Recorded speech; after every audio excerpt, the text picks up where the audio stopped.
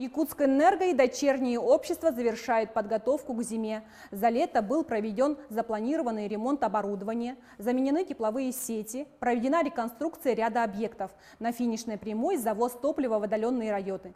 Подробности в нашем следующем сюжете. Каждый час энергоблоки Якутской ГРЭС выдают десятки мегаватт электричества и сотни гигакалорий тепла. Равный гул агрегатов свидетельствует о том, что станции функционируют в штатном режиме. В этом году энергетики провели капитальный ремонт двух газотурбинных установок. Большой объем работ выполнен на вспомогательном оборудовании. К сезону пиковых нагрузок практически готовы. До конца сентября нам предстоит провести дополнительные противоаварийные, противопожарные тренировки с оперативным персоналом. Кроме того, до конца сентября мы должны выполнить опробование всех газотурбинных установок на резервном жидком топливе. Для этого у нас сформирован аварийный запас. А в здании по соседству пиковой водогрейной котельной пока тихо. Ее запускают в работу, когда не хватает тепловых мощностей Якутской ГРЭС. Таким образом обеспечивается надежное теплоснабжение жителей самого крупного города на вечной мерзлоте. На данный момент у нас сейчас проводится расконсервация котлов, и 1 октября они будут готовы к работе.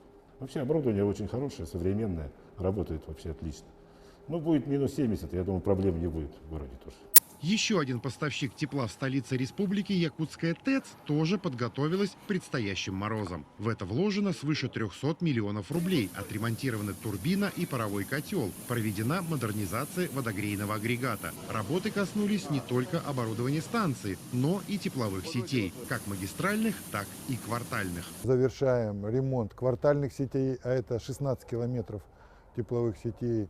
Завершаем перекладку магистральных сетей, это тоже где-то порядка 1,5 километров. Эта ремонтная кампания выдалась одной из самых сложных за последние годы для компании «Теплоэнергосервис». Предприятие отапливает 6 районов Якутии и север Хабаровского края. Специалистам удалось провести масштабные ремонтные работы во всех своих филиалах, вопреки обширной географии и пандемии коронавируса. Некоторые заводы полностью прекращали выпуск своей продукции в связи с болезнью персонала.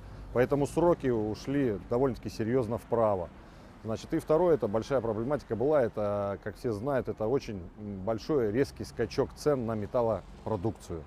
Но, тем не менее, нам удалось все эти ситуации, все эти трудности преодолеть. Ремонтная кампания 2021 года во всех подразделениях и дочерних обществах Якутскэнерго вышла на финишную прямую. Уже в ближайшие дни все запланированные работы будут закончены в полном объеме. А это значит, что Якутия встречает холода во всеоружии.